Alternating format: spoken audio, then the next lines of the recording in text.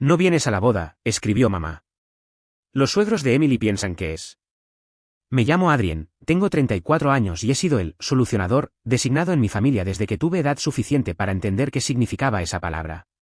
Ya sabes el tipo, el que interviene discretamente con la chequera cuando las cosas van mal, el que suaviza las peleas, el que siempre está ahí, incluso cuando nadie más lo está. He pasado años desempeñando ese papel, no porque quisiera elogios o reconocimiento, sino porque honestamente creía que eso era lo que hacía la familia, apoyarse mutuamente, incluso cuando no era conveniente, especialmente entonces. Esa creencia se quedó conmigo incluso después de años de ser el segundo plano, el acompañante en cada foto familiar, apretujado en el borde, medio cortado, mientras mi hermana menor, Emily, posaba justo en el centro, flanqueada por mamá y papá como si fuera el sol alrededor del cual todos girábamos. Emily es la niña dorada, siempre lo ha sido, desde que era pequeña. La narrativa familiar giraba en torno a sus hitos, su recital de ballet, sus calificaciones, sus aceptaciones universitarias, sus relaciones. Cuando se comprometió con Jordan, un chico de una familia de dinero antiguo con un apellido que tenía peso en sus círculos sociales, fue como una coronación. De repente, todo se centró en impresionar a su lado. Mi madre estaba loca de contenta, hablaba de conexiones, de cómo esta boda sería una declaración, de cómo necesitábamos demostrar que nuestra familia podía estar a la altura.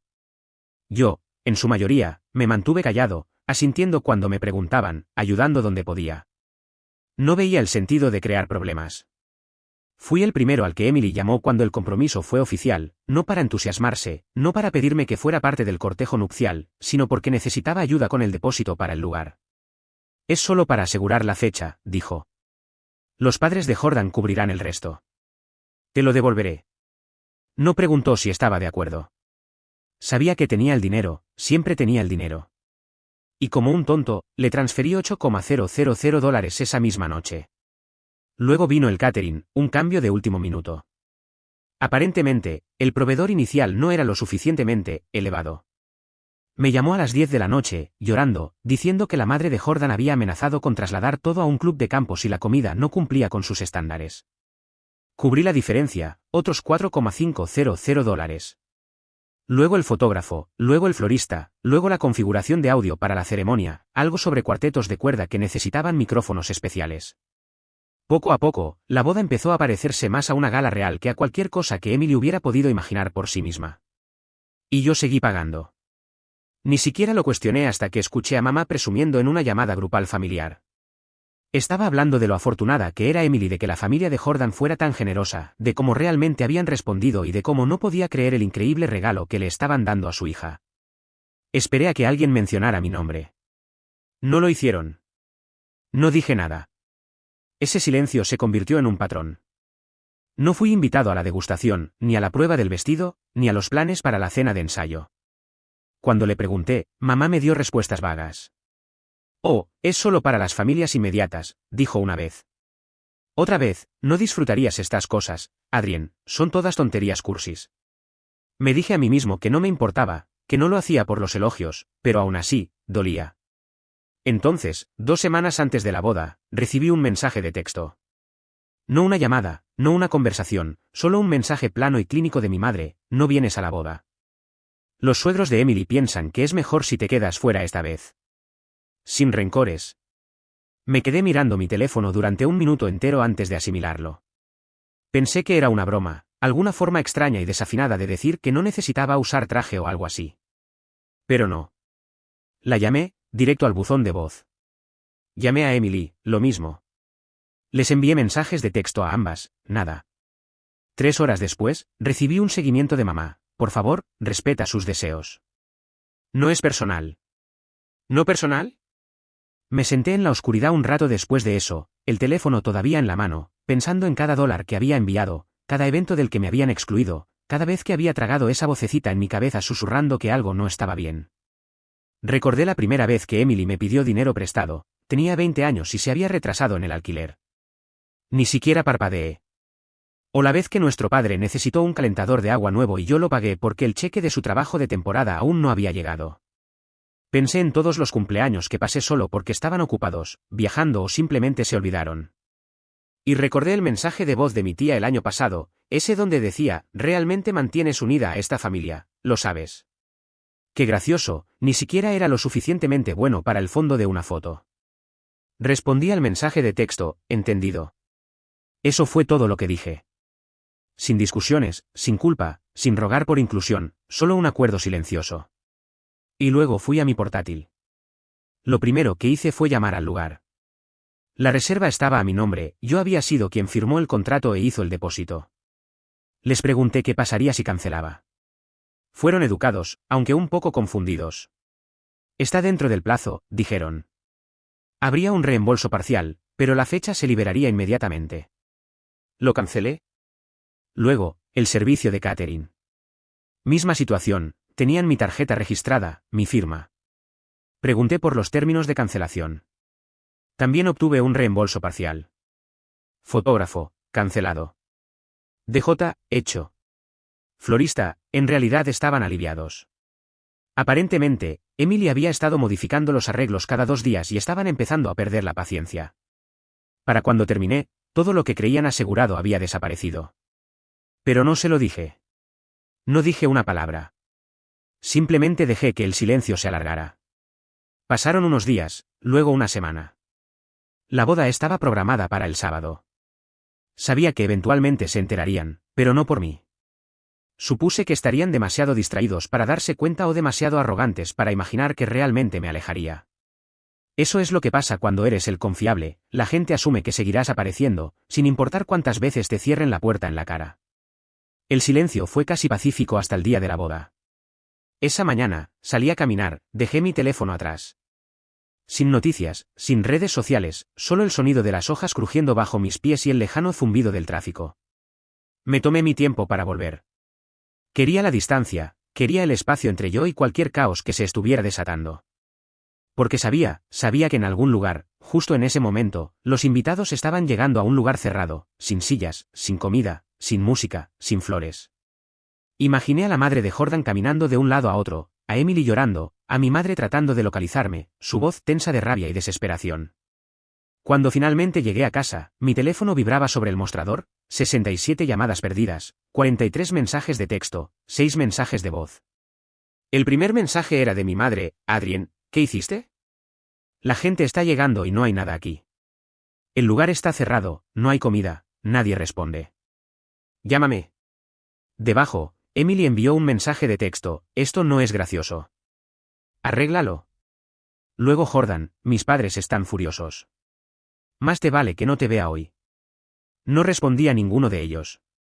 Simplemente me senté en el borde de mi cama, mirando la avalancha de notificaciones como si estuvieran escritas en otro idioma. Toda esa urgencia, toda esa repentina preocupación, ¿dónde había estado esa energía cuando me dijeron cortésmente que no era bienvenido en la boda de mi propia hermana? El primer mensaje de voz era de mi madre de nuevo, presa del pánico. Sonaba como si estuviera caminando de un lado a otro mientras lo dejaba: Adrien, no sé qué crees que estás haciendo, pero esto no está bien. La gente voló para esto. ¿Entiendes lo mal que se ve esto? Necesitamos que llames al lugar ahora. El segundo era de Emily, su voz temblando con furia apenas contenida: no puedo creer que me hagas esto después de todo lo que he hecho por ti. Estás arruinando el día más importante de mi vida.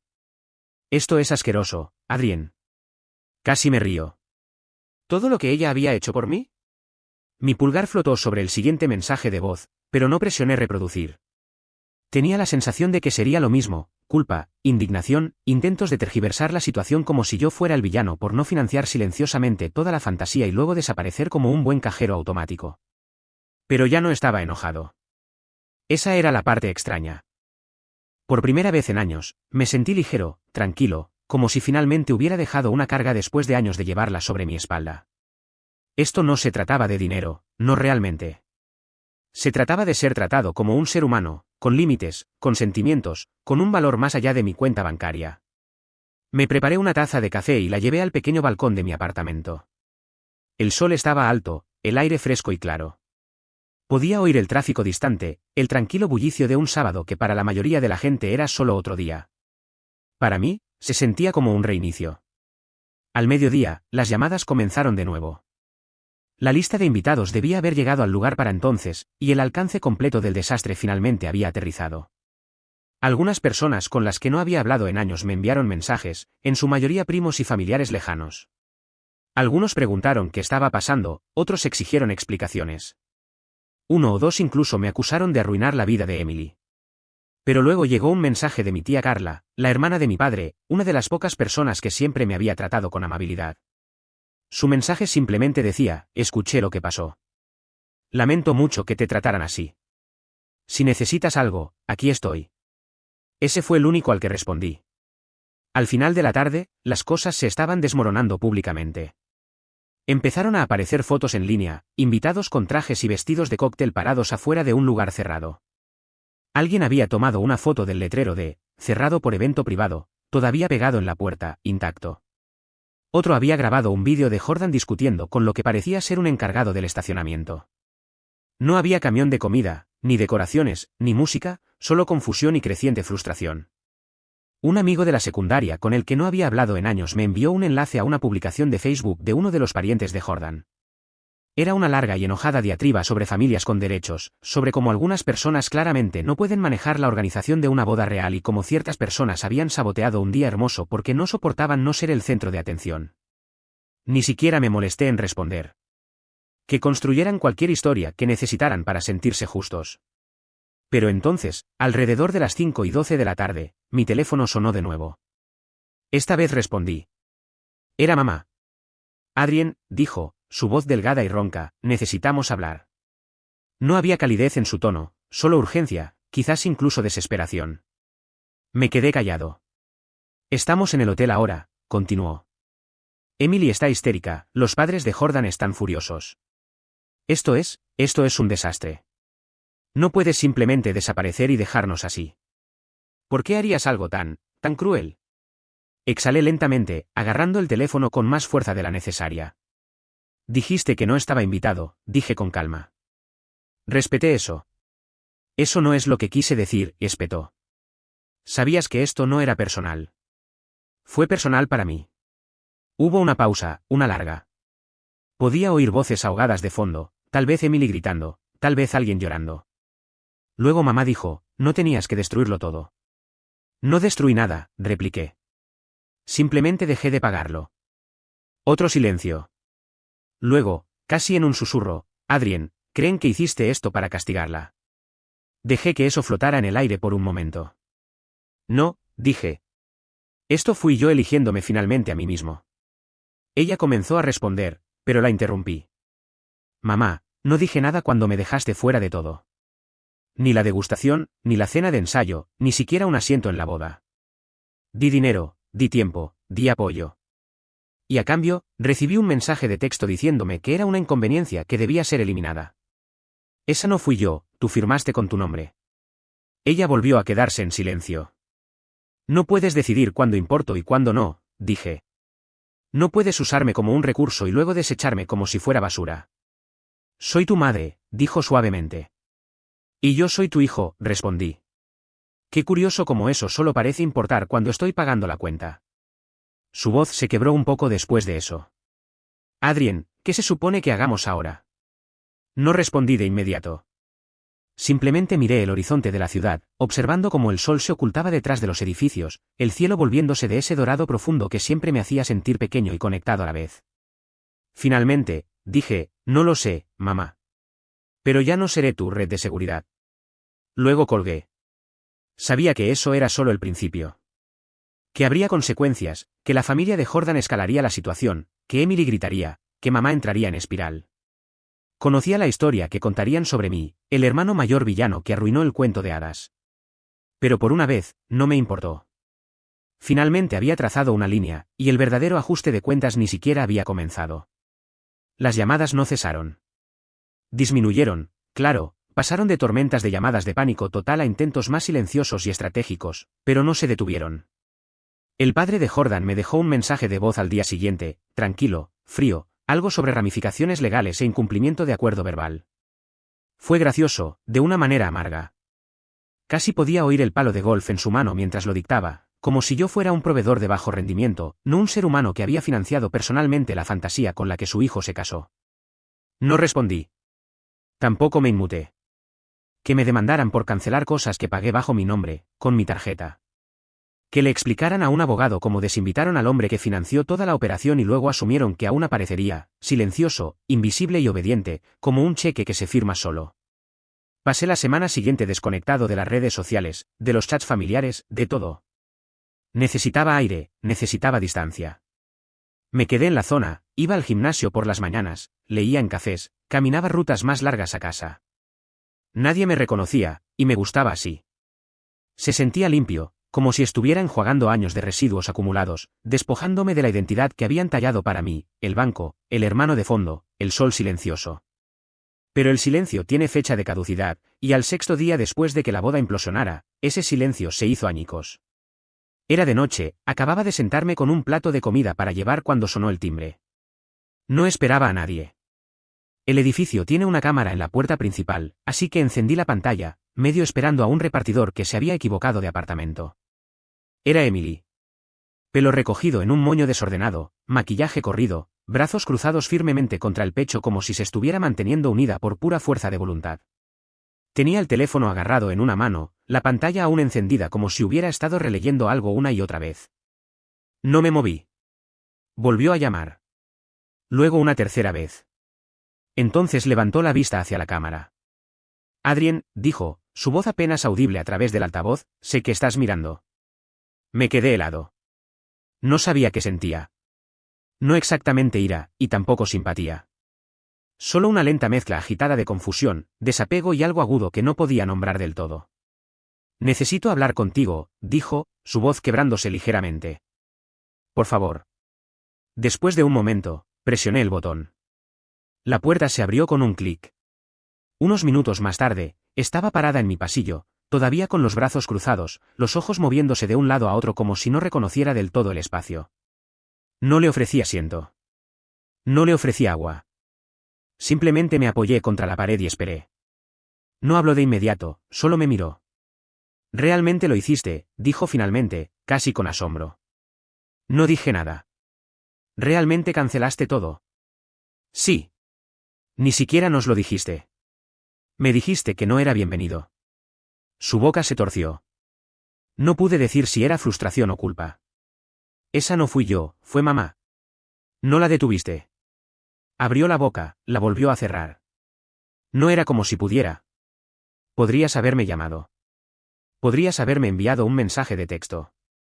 Podrías haber dicho, Adrien, quiero que estés allí. Pero no lo hiciste. Bajó la mirada. Pensé que aparecerías de todos modos. Eso dolió más de lo que quería admitir. No porque lo hubiera considerado, no lo había hecho, sino porque confirmaba algo que sospechaba desde hacía mucho tiempo, no me veían como una persona con límites, solo como una garantía.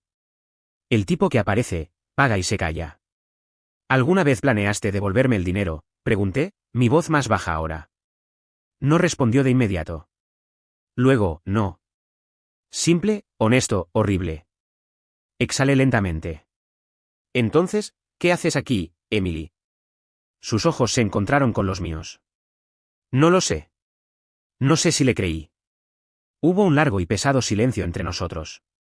Observé su rostro, vi el leve tic en su mandíbula, el estrés, la vergüenza, el orgullo terco luchando por no romperse. Parecía más pequeña de alguna manera, no físicamente, sino en presencia. La chica que solía dominar cada habitación a la que entrábamos, que hacía girar cabezas y manejaba la atención como un foco, ahora parada frente a mí, condenada, no derrotada, pero real. ¿Te arrepientes?, pregunté. Se estremeció. ¿De qué? ¿La boda? No, el mensaje de texto. Su labio tembló por un segundo. Yo no lo escribí, Adrien. Pero dejé que se enviara. Eso fue lo más cercano que iba a obtener a una disculpa. Asentí una vez. Vale. Finalmente dio un paso adelante, como si fuera a decir algo más, pero entonces su teléfono sonó. Le echó un vistazo, escaneando cualquier mensaje que hubiera llegado, luego levantó la vista de nuevo. La familia de Jordan piensa que eres inestable, dijo, casi casualmente. Déjalos. ¿No vas a defenderte? No. Frunció el ceño. ¿Por qué no? Me encogí de hombros. Porque no les debo nada. Ya no. Ni a ti, ni a mamá, ni a nadie que me viera como una billetera con patas.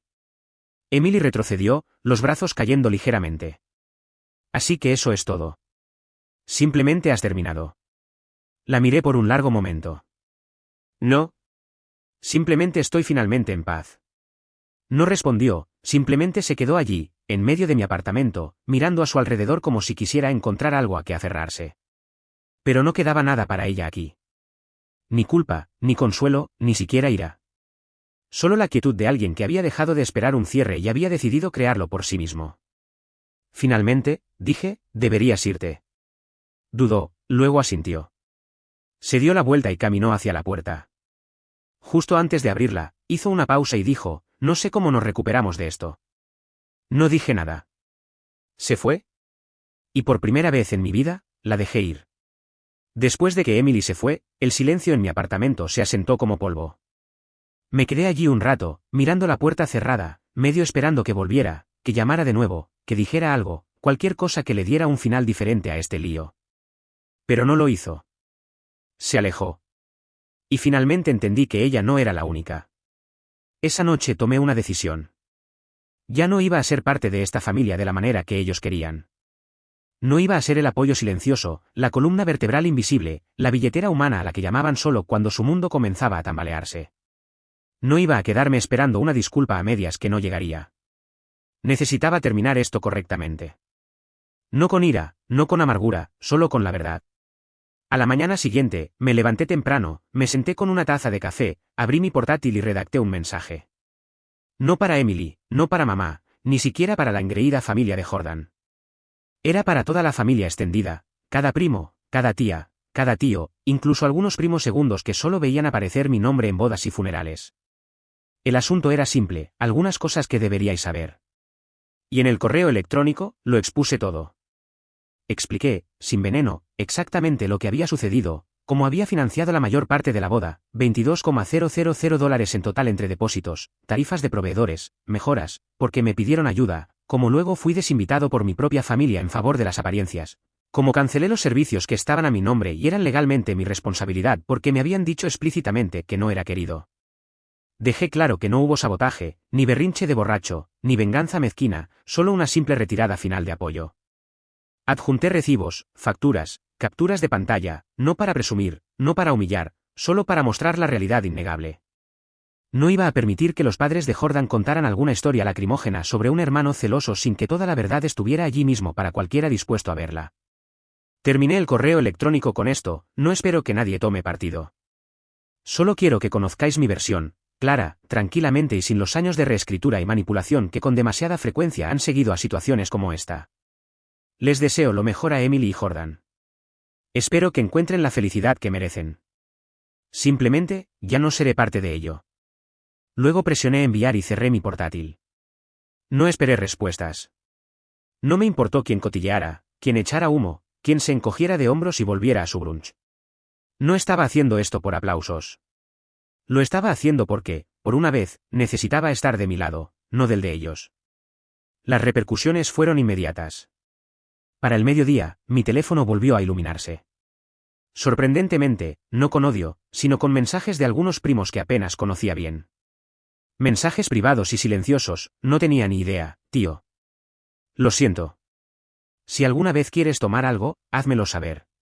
Soy del equipo Adrien. Todos sabíamos más o menos que te trataban mal. Ninguno de nosotros dijo nada. Eso es culpa nuestra. No respondía la mayoría de ellos. Lo aprecié, de verdad, pero esto no se trataba de validación. No se trataba de quemarlo todo para una multitud que vitoreara. Se trataba de alejarse de una vida en la que se esperaba que me tragara todo y fingiera que sabía bien. Por supuesto, mamá finalmente respondió también. Un largo y divagante correo electrónico lleno de justificaciones y disculpas a medias, no pretendíamos que escalara, estábamos bajo mucha presión por parte de la familia de Jordan, deberías haberte comunicado mejor, la familia se trata de perdonar. Incluso intentó la carta emocional, sabes que a tu padre le habría roto el corazón vernos así. Ni siquiera terminé de leerlo. Lo archivé y bloqueé su número. No estaba enojado. Ni siquiera estaba herido ya. Simplemente no me quedaba nada que darle. Sin embargo, el golpe final llegó aproximadamente una semana después, aunque no lo supe hasta que mi tía Carla me llamó, riendo tan fuerte que apenas podía articular palabra. Aparentemente, la familia de Jordan, tan obsesionada con el estatus y las apariencias, no había tomado bien que el fiasco de la boda se expusiera públicamente. No porque yo hubiera filtrado algo, sino porque uno de los invitados, algún primo lejano de Jordan, lo había publicado en Facebook con detalles gráficos y humillantes. Un blog de chismes local lo recogió, y luego un medio de noticias regional: desastre de boda, celebración de $100,000 termina en lugar vacío e invitados enojados. La familia de Jordan estaba mortificada, furiosa. Su imagen cuidadosamente seleccionada recibió un golpe. Se habló de opciones legales, pero nunca surgió nada porque, de nuevo, todos los contratos estaban vinculados a mí, y yo estaba legalmente libre de culpa. Aparentemente, Jordan comenzó a distanciarse de Emily casi inmediatamente después. Susurros, acusaciones, tensión, resentimiento, las grietas se ensancharon hasta que, 6 meses después, solicitaron el divorcio. No lo celebré. El divorcio es feo, es doloroso, incluso cuando las personas involucradas son egoístas y superficiales. Pero en la privacidad de mi propia mente, reconocí una verdad que no podía ignorar: habían construido su matrimonio sobre arena, sobre mentiras, sobre derechos adquiridos. Y cuando la marea finalmente subió, se sorprendieron al no encontrar cimientos debajo. En cuanto a mí, seguí adelante. Cambié de trabajo, dejé la ciudad donde crecí por una donde nadie me conocía como el hermano de Emily o el que siempre ayudaba. Construí una nueva vida, más pequeña, más tranquila, pero infinitamente más mía. Dejé de aparecer solo porque se esperaba de mí. Dejé de responder llamadas que solo llegaban cuando alguien necesitaba algo. Dejé de poner excusas por personas que no harían lo mismo por mí. Y comencé a vivir de verdad. Viajé, me dediqué a la fotografía, hice amigos que me conocían no por lo que podía dar, sino por quién era. A veces, tarde en la noche, pensaba en ellos, mi antigua familia, y me preguntaba si alguna vez entendieron realmente por qué me fui. Si se sentaban alrededor de las mesas festivas con una conspicua silla vacía y susurraban sobre cómo había cambiado, sobre lo frío que me había vuelto. Tal vez lo hicieron. Pero lo más probable es que simplemente me reemplazaran con silencio. Familias como esas son expertas en reescribir la historia. De cualquier manera, no importaba. Ya no era su fantasma para invocar. Era libre. Y esta vez, no era porque me lo permitieran. Era porque lo tomé. Y nunca miré atrás.